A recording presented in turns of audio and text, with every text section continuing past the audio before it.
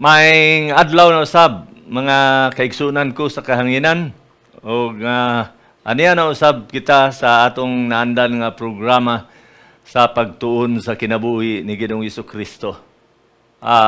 Sa atong naandan nga sa gihapon nga ako kamong igihangyo mga kaigsunan ko nga kung mahimo andam kita og mga material nga atong magamit nga atong kasulatan sa mga bersikulo pulong sa Ginoo nga atong pagtukion karon nga adlaw. Nining episode nining kabuntagon atong tukion ang episode 12. Nanata sa episode 12. But ako kamong hangyon una nga sa dili pa kita mo padayon magampo una kita. Balaan ug gamanan nga Dios amahan nga langit nun, Dios nga makagagahom sa tanan. Dalaygon ka amahan sa walay katapusan ug mapasalamaton kay kami Ginoo sa imong kaayo o Dios nga imong gihatagan ang matag usa kanamo sa talagsaong higayon nga bisan pa man sa niini nga panahon karon gihatagan mo kami sa kahigayunan nga makapadayon ug tuon sa imong mga balaang pulong. Uban ni kami niining mga orasa amahan nga sa among pagpaminaw walay makatugaw o makabalda niini ug labaw sa tanan Ginoo ablihi ang among mga kasing-kasing ug ang among mga igdulungog ug nga masabta namo gayud ug maayo ang imong mensahe nga gusto ipaabot kanamo karon may tungod sa kinabuhi ni Ginoong Hesukristo. Kini amahan among giampo ug among gipasalamatan sa ngalan ni Ginoong Hesus. Amen.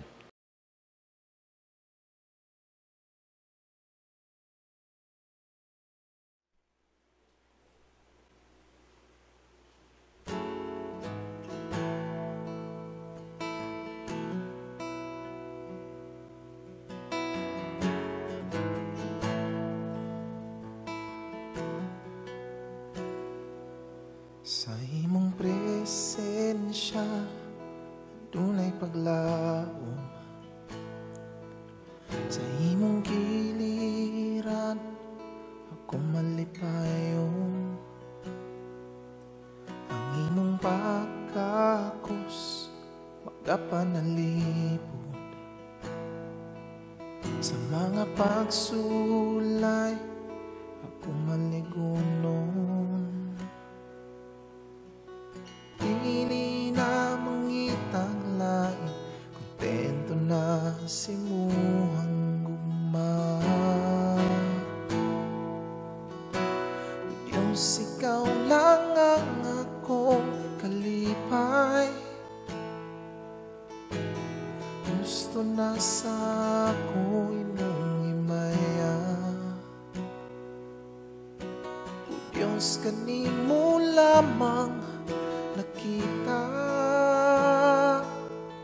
ang kamatuoran o ang kaluwasan, ang akong tanan.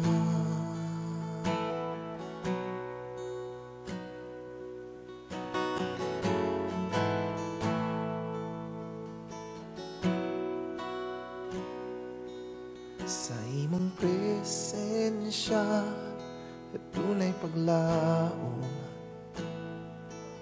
sa imong giliran ako malipayon.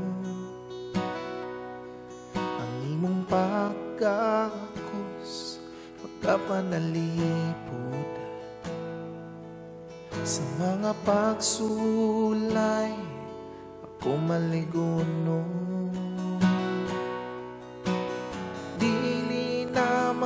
Taglain, kontento na si muhang gugma. O Diyos, ikaw lang ang akong kalipay. Gusto na sa ako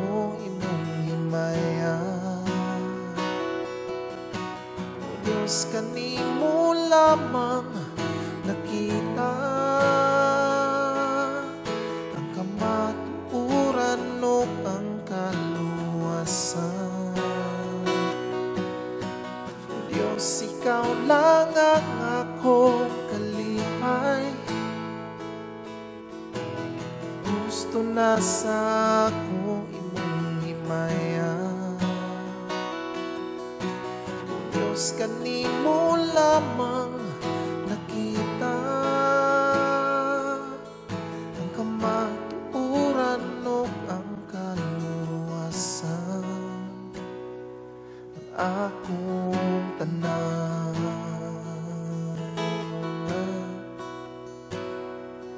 Ang akong tanan.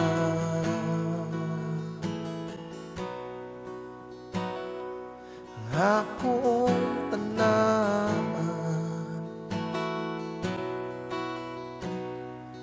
Ang akong tanan.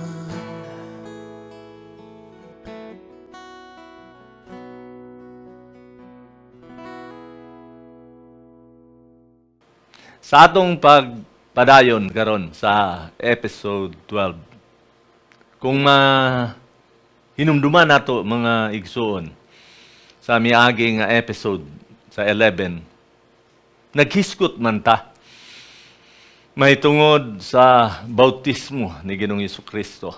Yes, we talk about the baptism of our Lord Jesus, nga ang iyang bautismo mao lamang kadto ang sinugdanan sa iyang buluhaton aron sa paghingpit sa pagtapos sa paghatag, no, nga sa kaygayunan nga ang tao matarungan ug nga ang iyang kamatayon, ang iyang pagkalubong ug ang iyang pagkabanhaw mao kini dinhi gyud bahina nga diin na kumplito niya, no, ang buluhaton nga gihatag sa Dios Amahan kaniya. Now, karon ang episode 13 is all about the life in the Spirit. Nga diin dinhi usab mga higala ato masayran ang nagkadaiya nga bahin sa atong pagkatao. Yes, mahibal-an na to kung pila ka parts ang tao. Now, ang pangutana, before kita magapadayon, unsa man ang mga unang pulong nga nasulti ni Ginoong Hesus ngadto sa mga tao pinaagi sa balaang espiritu. Ato makita kini ang tubag dinhi sa pulong sa Dios sa Mateo kapitulo 7 bersikulo Mateo 4 bersikulo 17. In Matthew chapter 4 verse 17, nagingon din ni mga higala, from that time on, Jesus began to preach, repent, for the kingdom of heaven has come near. Muna ang mga unang pulong nga kasulti ni Ginoong Hesus sa mga tao. Nga ang mga tao, kinahanglan na dahil sila mag-change sa ilang kaugalingon. Mo-change na sila sa ilang attitude. Mo-change na sila sa ilang character. No? Ang set-up sa ilang una-una, utruh na. Kini nga mensahe sa atong Ginoong Jesucristo, consistent ni siya, padayon gyapon ni siya sa mensahe nga gihatag ni Juan, ni John the Baptist. If you still remember, di ba? Ang pulong sa Diyos miabot kang Juan. O nga ang mensahe nga or ang pulong sa Diyos niabot kang Juan, mao ang bautismo sa paghinulsol. So naagyapon ang repentance. Why? Because they both proclaim the words. No? Sila, si Jesus ug si Juan, parehas. Nagmantala sa pulong sa Diyos, pinaagi man sa balaang Espiritu. Sila duha, gigamhan man sa Espiritu Santo. Mao kana nga susama ra gyud ang mensahe nga gusto ipabot sa Dios sa mga tao sukad pa sa unang mga panahon ug hantod karon. Ug dinhi kay masabtan nato sa mao nga bersikulo pag moingon ang pulong repent pag hinulsol, no? Gusto sa Espiritu Santo or ang ginatarget sa Espiritu Santo mga higala mao di ay ang kasing-kasing sa tao, ang atong heart. Yes. Kay gusto man sa Diyos nga ipasusi, examine ang atong kaugalingon kung unsa man ang mga kalapasan nga atong nahimo. Now, tanaw nato ang kinatibuk-an nato nga pagkatao kung unsay gisaysay sa pulong sa Dios, kung pila gyud kabuk ang bahin sa atong pagkatao. Sa una Tesalonica makita nato ang tubag mga igsuon.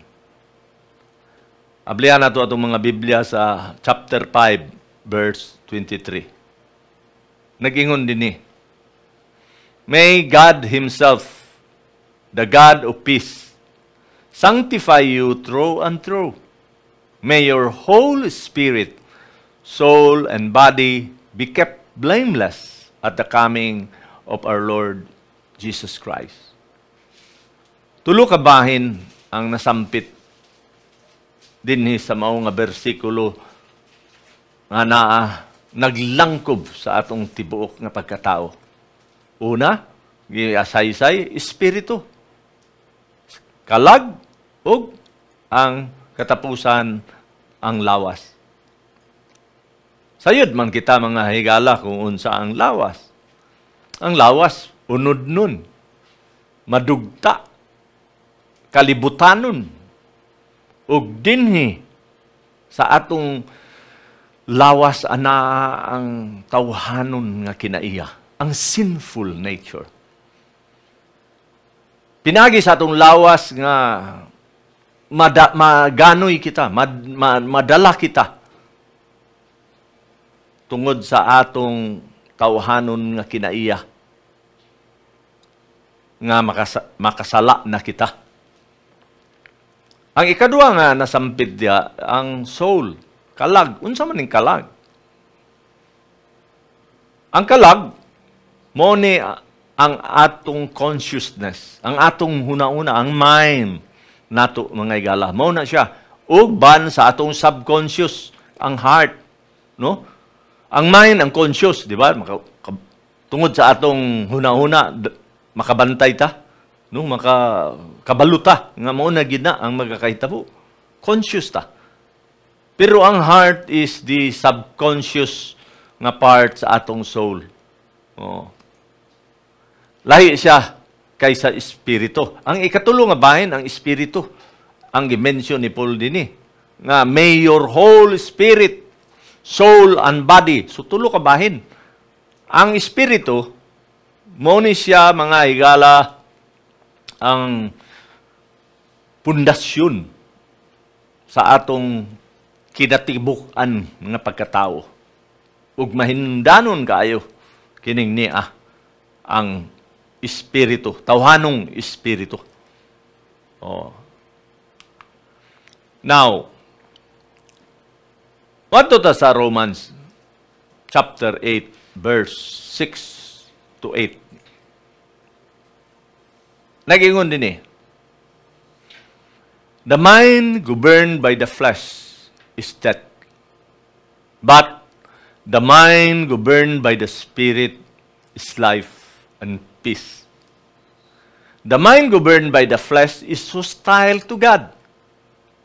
It does not submit to God's law, nor can it do so. those who are in the realm of the flesh cannot please God. So, mo kini ang mahitabo mga higala kung magkinabuhi ta subay sa atong pagkaunod nun. Kalibutanon lang pirmi ang atong hisgutan, ang atong buhaton. Dili maayo, no? Kung focus ra kay kuno ang tao sa physical nga pagkinabuhi. Na daw bi kay ang lawas. Anaarba diha sa ato lawas ang mga nagkadaiya nga mga senses. Ug na diha tungod niya ng atong mga senses, nasa diha ang atong mga natural nga mga desires. Di ba? Unsay hamis, unsay sinaw, unsay sapnot, unsay sense of feeling, sense of tasting, unsay lami, unsay nindot talanaw, sense of seeing, di ba? Pinagi ni nga mga senses sa atong lawas, mga igsoon. Tungod kay aduna man tay mga natural nga mga desires sa atong lawas, dali ra kay sa makasala. Yes. And that's why the Apostle Paul tells us that if a man is governed by his body, by his flesh, he is hostile to God. Enemy ta sa Diyos kung puros lang mga kalibutanon nga butang ang atong huna-unahon. And what will happen to us? Mao kini mahimong hinungdan nga makapaadung kita sa kamatayon. It will lead us to death. Yes. Not only that we are hostile to God, mamatay ang atong tawhanong espiritu. Mao kana kay masense man nato sa atong body ang bisan unsa nga i-offer sa kalibutan. Makita nato, matats nato, masimuta nato. Oo. Mao na nga dali ra makasala ang tao tungod sa atong physical nga mga or natural nga mga desires. Mo nang sa body. Now, ang mahitungod sa ato kasing-kasing, sa atong kasing-kasing ug una-una nga mao ang atong kalag. Unsay giingon sa pulong sa Dios sa Matthew kapitulo 15 versikulo 18 paen sa 19. Ingon dinhi, but the things that come out of a person's mouth come from the heart, and this defile them. For out of the heart comes evil thoughts, murder, adultery, sexual immorality, theft, false testimony, slander. So, ang kalag, ang ato mang kasing-kasing, o ang atong huna-huna. Mao kani siya ang bahin sa atong pagkatao mga higala nga naga-originate ang sala. Siya gagikan ang sala sa atong kasing-kasing, sa subconscious, antod matutok sa una-una. Yes. It is in the heart nga din man good ang atong mga intensyones nagagikan. Oh. Di ba magunahon ta? Pero diha una kana sa atong subconscious mind, nga subconsciousness sa atong heart, ang desire, gusto ko ani. Di ba priya ra gud na ng mga sa kadaiya nga mga sala. Na diha ang sa kasing-kasing nagikan ang sinugdanan na ang desire sa atong heart. Mangawat. Oh. Nahan kay ko anang butanga iPhone. Di ba na makuha niya sayang huna-huna, sayang kasing-kasing una. Hantod nga mo generate na dayon sayang huna-huna ang desire nga kuwaon niya ang iPhone kay tsada, mahal. Ing ana. So, kini mao ang kibali gitawag ang kasing-kasing mga higala nga driver sa atong kalag. Yes, the heart is the driver of our soul. And ang kasing-kasing sa tao, limbungan, mga higala. Oh, it is deceitful. No? Why? Bisan ang atong hunahuna, cannot fully fathom the thoughts in it. Kung dili niya gyud totally matugkad kung unsa ang naadya sa kinasuluran sa kasing-kasing. Ingana ang kasing-kasing. Dili na to makita. Dili na nato matouch, no? We cannot see and we cannot touch the soul, but we can still grasp its thoughts and feelings. Mao na ang kalag, mga igsuon. Ang ikatulong bahin, ang espiritu. Nga usa sa labing mahinungdanon kaayo usab nga bahin sa atong kinatibuk-an nga pagkatao. Kay gani, sa madumduman nato kaganina, gimension ko na it is the foundation of our entire being. No? And above all, the Spirit is so important sa atong pagkatao. In 1 Corinthians chapter 2, verses 10 to 11, nag-ingon din ni, these are the things God has revealed to us by His Spirit. The Spirit searches all things, even the deep things of God. For who knows a person's thoughts except their own spirit within them? In the same way, no one knows the thoughts of God except the Spirit of God. Ingani dinhi nga verse si Apostol Pablo, mga igsoon, iyang gipakita sa ato kung unsa ka mahinungdanon ang espiritu sa tao.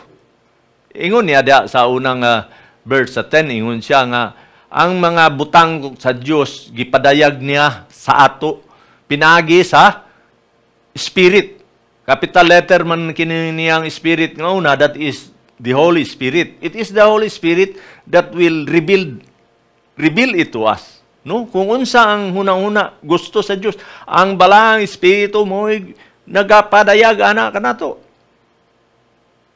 Siya ang naga-search, no? Ang nagasusi sa tanan butang, ang balang Espiritu. Ingon dia, bisan pa gani ang mga lawom kaayo, di masabot nga mga butang sa Dios. Oo. Even the deep things of God, ang balang Espiritu lamang higala ang makasusi ni ana. Ingon dia, kinsa man kuno ang nasayod sa hunahuna sa tao? Ang iya lamang kuno kaugalingon tawhanong espiritu. Small letter man ang spirit dia, tawhanong espiritu na, own spirit within them. So mo na ang kamahinungdanon karon sa atong tawhanon nga espiritu. Nga ang ato day tawhanong espiritu mao lamang ang makabasa sa atong una-una. Timani, ngano nakabalo ka sa imong giuna-una ang imong tawhanong espiritu. Ing ana ka mainungdanon ng atong tawhanong espiritu, mga higala. Ingon din diya sa mga verse, sa susamang pagi, walay nasayod sa una-una sa Dios, kundili mao lamang ang Espiritu Santo, ang Espiritu sa Dios. No? So ingana kana, ang atong tawhanong espiritu, mura lang siya hangin. Kaya ang Greek word sa spirit, mga higala, gikan sa original manuscript sa Bible, gitawag siya pneuma. Ang pneuma is hangin, air. Diya man gani kuha ang word nga pneumonia, hangin. Ang problema diya sa atong lungs, sa hangin, no? Ug pneumonia kita. Muna siya, ang espiritu daw sama lang sa air or wind. Dili makita, dili ma-touch. We cannot feel it. Murag di lang nato makita, no, ana. It is like nothing. Ingana ang atong tawhanong espiritu, no? Apan kini sa gikaingon ko, ang human spirit importante kay because siya man gyud ang pundasyon sa kinatibuk-an nato nga pagkatao. Kay kung ang espiritu karon sa tao weak, luya, huyang, then dali ra kita, no? We tend to be easily corrupted. Dali ra ta ma-corrupt. Labi na sa mga physical nga butang kung luya ang atong tawhanong espiritu. So, ingana kamay nung danon mga igala ang atong tawhanong espiritu. Sama sa balaang espiritu, no? Nga giingon diya sa verse nga siya lamang ang nasayod sa una-una sa Dios. Mauusab ang atong tawhanong espiritu. Siya lamang ang nasayod sa atong kasing-kasing, sa atong kalag. Mao na mga igsoon nga importante kayo nga ang tao aduna gayoy relasyon sa Dios. Nagyoy matuod nga relasyon ang tao ngadto sa Dios. Kay kung natay relasyon sa Dios, konektado ang atong tawhanong espiritu sa balaang espiritu. Og nga makabalo na dayon kita kung unsa ang kabubuton sa Dios. Kay ang espiritu sa Dios nga mo'y makabalo, mubasa sa una-una sa Dios, mutabang man siya og tambag ka nato. Siya man ang magtalambag. Siya man ang mutabang. Helper man siya. I-mention diya sa Bible. So, mga igsuon, ang kalag di ay, no? Adunay, baga, gihatagan kita sa atong kaugalingon, no? Kalag, hunahuna o kasing-kasing. Yes. Natay gitawag og free will, natay choice. Gipapili kita.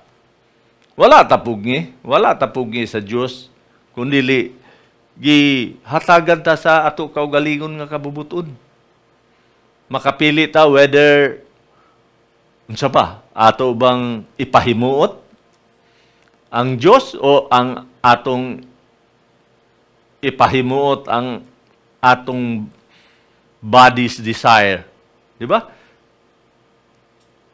Asa ang atong palabihon? Ang desire ba sa espiritu? Or ang desire sa atong lawas? Timan ni mga igsuon, nga kung pilion nato ang pagpakasala, daw samara nga kita nahibulag sa Dios. Yes. Mamatay ang atong tawhanong espiritu at tubangan sa Dios. Ingon din sa Isaiah kapitulo 59, versikulo 1, paingon sa 2. Surely the arm of the Lord is not too short to save, nor his ear too dull to hear. But your iniquities have separated you from your God. Your sins have hidden his face from you, so that he will not hear.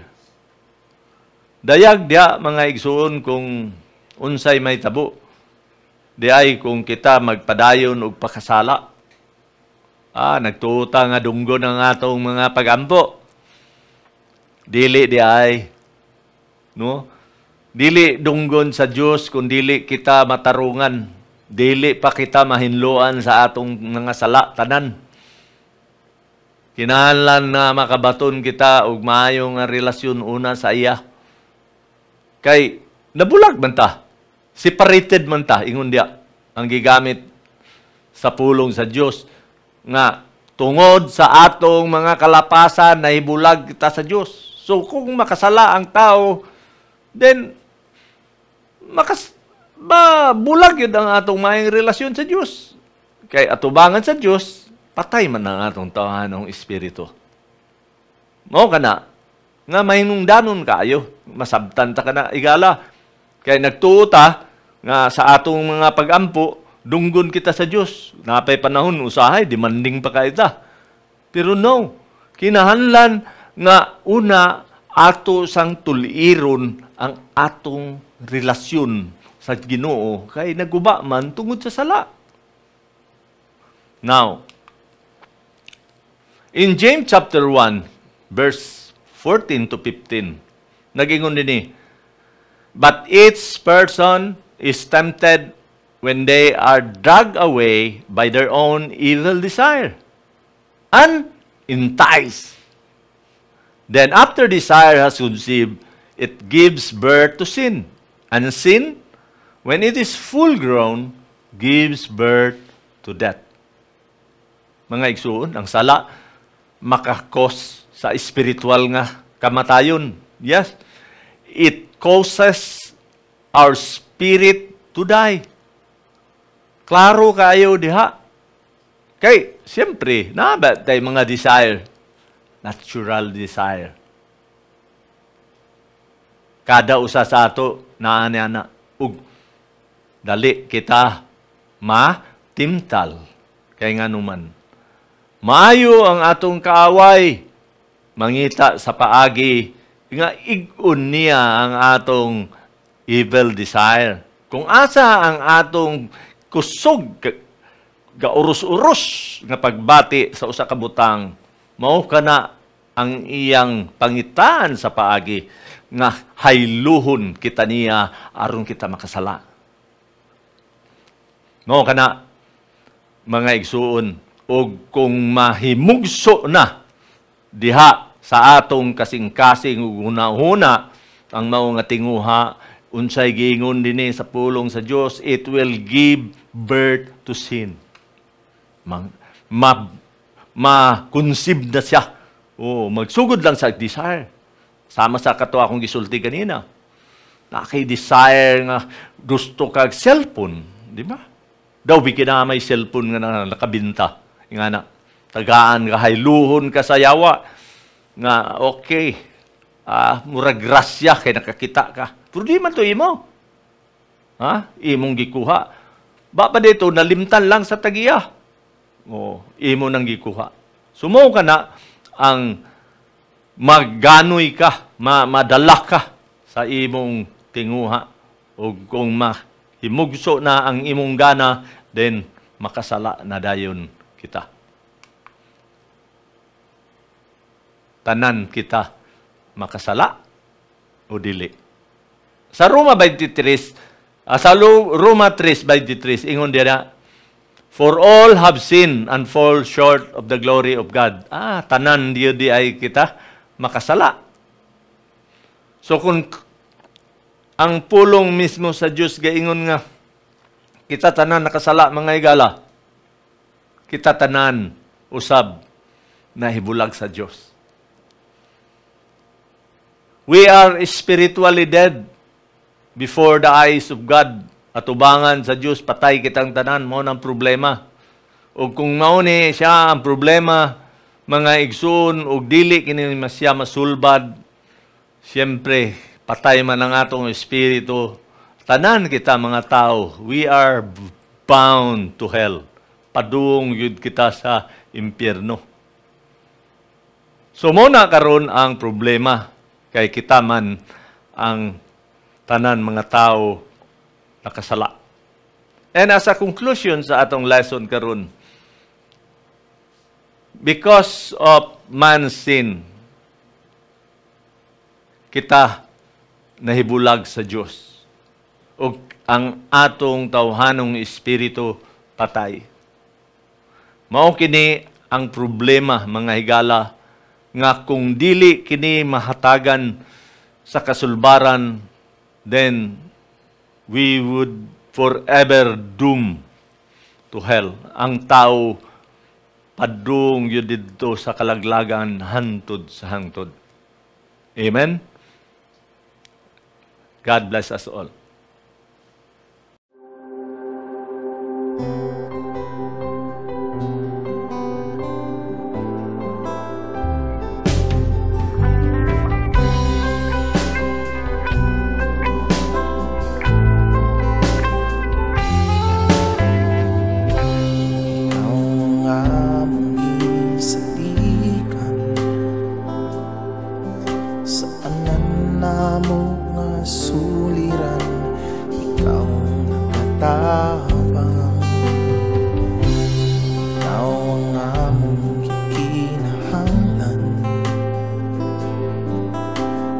Ikaw man namong Diyos na gamhanan.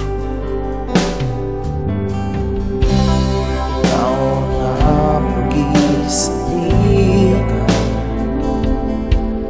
sa namnamong nga suliran, ikaw nagkataman. Ikaw ang among ikinahanglan, ikaw man ang among Diyos na gamhanan. Pagkanindot na mo dahil sa ngalan mo, Kristo, tanan ikinahanglan ko ang naatang imo.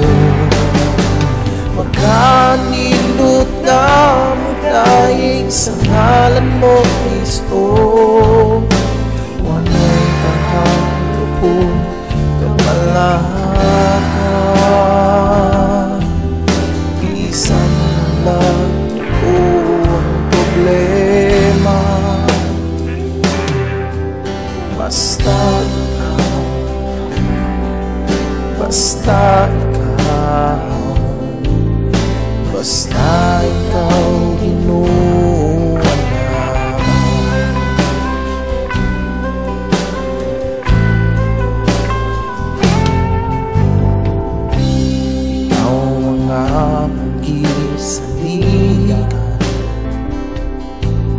Sa tanan na mo nga suliran, ikaw nagkatabang. Ikaw ang among ikinahanglan, kay ikaw man among Diyos na gamhanan. Pagkanindot nga mo daig sa ngalan mo, Kristo, tanan ikinahanglan ko ang naatang imo. Pagkanindot nga mo daig sa ngalan mo, Kristo, walay kahadlok o palaka. Bisan lang o ang problema, basta ikaw, basta ikaw, basta ikaw, Ginoo na. Walay kahadlok kabalaka ka, bisan wala tuong problema, basta ikaw, basta ikaw, basta ikaw, Ginoo.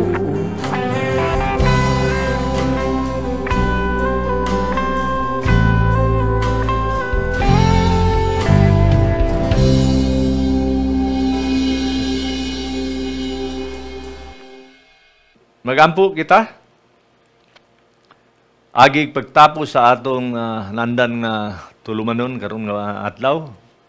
May gugmaw nga Dios amahan nga langit nun pagkamaayo mo gayud ug angay lamang ikaw namo daygon ug pasalamatan tungod kay ikaw mismo o Dios imong gipadayag kanamo pinagi sa imong bugtong anak ang imong pagkamatarong ug labaw sa tanan ang paagi o Dios nga kami matarungan dalaygon nga mahan.